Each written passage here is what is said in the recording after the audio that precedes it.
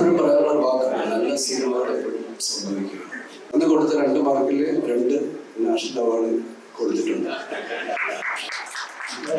ആഗ്രഹിക്കുന്നുണ്ട് എപ്പോഴും കിട്ടിയിരുന്നെങ്കിൽ 2-3 തവണ ഇനി കിട്ടുമായിരുന്നു. മോഹൻലാലിനെ പോലെ ഒരു ആക്ടർക്ക് നമ്മൾക്കങ്ങനെ വലിയ കൈപിടിച്ച് നടത്തി അഭിനയിപ്പിക്കേണ്ട കാര്യമൊന്നുമില്ല. നമ്മളൊരു കാര്യം പറഞ്ഞു കൊടുത്താൽ അതിനെ മനസ്സിലാക്കാനും അതിനെ ഉൾക്കൊണ്ടുകൊണ്ട് അതിനെ നമ്മൾ ആഗ്രഹിക്കുന്നതിലും വലുതായിട്ട് നമുക്ക് തിരിച്ചു നടത്താൻ കഴിവുള്ളൊരു ആക്ടറുടെ മുമ്പിൽ അത്തരത്തിൽ മൈനോറിറ്റിയായിട്ടുള്ള കാര്യങ്ങളൊന്നും നമ്മൾ പറഞ്ഞ് പഠിപ്പിക്കേണ്ട കാര്യമില്ല. ഇന്ന് മോഹൻലാൽ എന്ന് പറയുന്ന ഒരു സൂപ്പർ താരം ഇതിൻ്റെ ഭാഗമായി ഉള്ളത് കൊണ്ടാണ് ഈ റീ റിലീസിൻ്റെ പ്രസക്തി തന്നെ സംഭവിക്കുന്നത്. പശ്ചാത്തലത്തിലേക്ക് ഇതിനെ കൊണ്ടുവന്നു.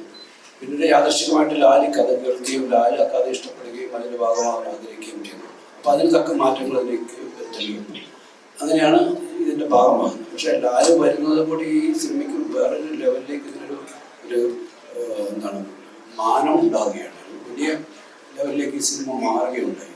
അതുകൊണ്ട് തന്നെയാണ് ഈ സിനിമ വീണ്ടും നമുക്ക് റിലീസ് ചെയ്യാൻ സാധിക്കുന്നത്. കാരണം അന്ന് ഒരു സാധാരണ ഒരു പുതുപ്പുമിക്കമറ വെച്ചിട്ടാണ് ചെയ്യുന്നതെങ്കിൽ ഇന്ന് രണ്ടാമതൊരു റിലീസിന് പ്രസക്തി ഉണ്ടാകുമായിരുന്നില്ല. ഇന്ന് മോഹൻലാൽ എന്ന് പറയുന്ന ഒരു സൂപ്പർ താരം ഇതിൻ്റെ ഭാഗമായി ഉള്ളത് കൊണ്ടാണ് ഈ റീ റിലീസിൻ്റെ പ്രസക്തി തന്നെ സംഭവിക്കുന്നത്. ഈ മഞ്ഞൾ വിരിഞ്ഞ പൂക്കളുടെ ഓഡിഷന് 2 മാർക്ക് കൊടുത്ത നടൻ പിന്നീട് 2 ദേശീയ അവാർഡ് വാങ്ങിക്കുക, ദേവദൂതനെ പോലെ കാലത്തിന് അതിജീവിച്ചൊരു സിനിമയിൽ നായകനാവുക, ആ നിയോഗത്തെ എങ്ങനെയാണ് മനസ്സിലാക്കുന്നത്? അത് അന്ന് കൊടുത്ത 2 മാർക്കിൽ 2 നാഷണൽ അവാർഡ് കൊടുത്തിട്ടുണ്ട്. ആഗ്രഹിക്കുന്നുണ്ട് എപ്പോഴും കിട്ടിയിരുന്നെങ്കിൽ 2-3 തവണ ഇനി കിട്ടുമായിരുന്നു.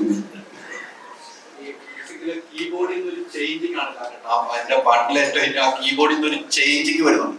അത് വലിയ രീതിയിൽ കയ്യടി വാങ്ങുന്ന ആ സോങ്ങിന്റെ ഇതാണ്. അതെങ്ങനെയാണ് ഒരു ചേഞ്ചിങ്ങിലേക്ക് സിബി സാറ് പറഞ്ഞ് മനസ്സിലാക്കി കൊടുക്കുന്നു? ലാലേട്ടൻ ചെയ്യുകയും ചെയ്യുമ്പോൾ മനസ്സിലുണ്ടാവുന്ന സന്തോഷമുണ്ടല്ലോ, അത് ഇപ്പോഴും അത് കാണുമ്പോൾ നമുക്ക് ആ കീബോർഡിൽ നിന്ന് പെട്ടെന്ന് ഒരു ചേഞ്ചിങ് ആണ് ആ പാട്ടിലേക്ക് പോകുന്നത്. അതെങ്ങനെയാണ് സിബി സാറ്?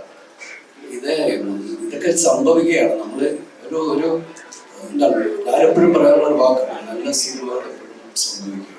ഒന്നും രാജഭാരതത്തിന്റെ കഥ പറഞ്ഞു, അതൊക്കെ സംഭവിച്ച സിനിമകളാണ്, മുൻകൂട്ടി പ്ലാൻ ചെയ്തുണ്ടായ സിനിമകളൊന്നുമില്ല, അപ്പോൾ സംഭവിച്ച സിനിമകളാണ്. അതേപോലെ മോഹൻലാലിനെ പോലെ ഒരു ആക്ടർക്ക് നമ്മൾക്ക് അങ്ങനെ വലിയ കൈപിടിച്ച് നടത്തി അഭിനയിപ്പിക്കേണ്ട കാര്യമൊന്നുമില്ല. നമ്മളൊരു കാര്യം പറഞ്ഞു കൊടുത്താൽ അതിനെ മനസ്സിലാക്കാനും അതിനെ ഉൾക്കൊണ്ടുകൊണ്ട് അതിനെ നമ്മൾ ആഗ്രഹിക്കുന്നതിലും വലുതായിട്ട് നമുക്ക് തിരിച്ചു നടത്താൻ കഴിവുള്ളൊരു ആക്ടറുടെ മുമ്പിൽ അത്തരത്തിൽ മൈനോറിറ്റിയായിട്ടുള്ള കാര്യങ്ങളൊന്നും നമ്മൾ പറഞ്ഞ് പഠിപ്പിക്കേണ്ട കാര്യമില്ല. ഒരു ഈസ് എ ബോൺ ആക്ടറാണ്. 24 വർഷം മുമ്പ് ഒരു ഡിസംബർ മാസത്തിലാണ് ഈ സിനിമ റിലീസ് ചെയ്യുന്നത്. ആ 24 വർഷത്തിൽ അന്നുണ്ടായ ഏതെങ്കിലും ഒരു സംഭവം ഓർത്തെടുക്കാൻ ലാലേട്ടനും സിയാദൊക്കെ നിങ്ങൾ 3 പേരും എന്തെങ്കിലും രസകരമായ മുഹൂർത്തം ഓർത്തെടുക്കാൻ കഴിയുമോ? ഒന്നില്ല, ഒരുപാടുണ്ട്. അപ്പൊ എല്ലാം കൂടെ ഇപ്പം പറയാൻ സമയമില്ല. ഓർമ്മ മതി. ഞങ്ങളുടെ എല്ലാ ഒന്നിച്ചുള്ള എല്ലാ സഹവാസങ്ങളും ഒരുപാട് രസകരമാണ്, ഒരുപാട് ഓർമ്മിക്കാവുന്നതാണ്, ഒരുപാട് ആസ്വദിച്ചിട്ടുള്ളതുമാണ്. അപ്പോൾ എല്ലാം കൂടെ പങ്കുവെക്കാൻ അതിൽ നിന്ന് മാത്രം വേർതിരിച്ചെടുക്കാനൊന്നും പെട്ടെന്ന് കഴിയില്ല.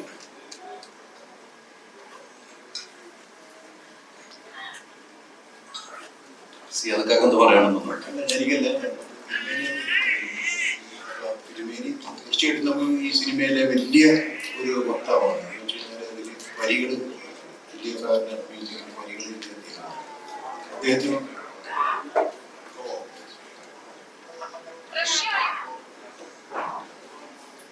കഴിഞ്ഞില്ല. So thank you so much. Thank you.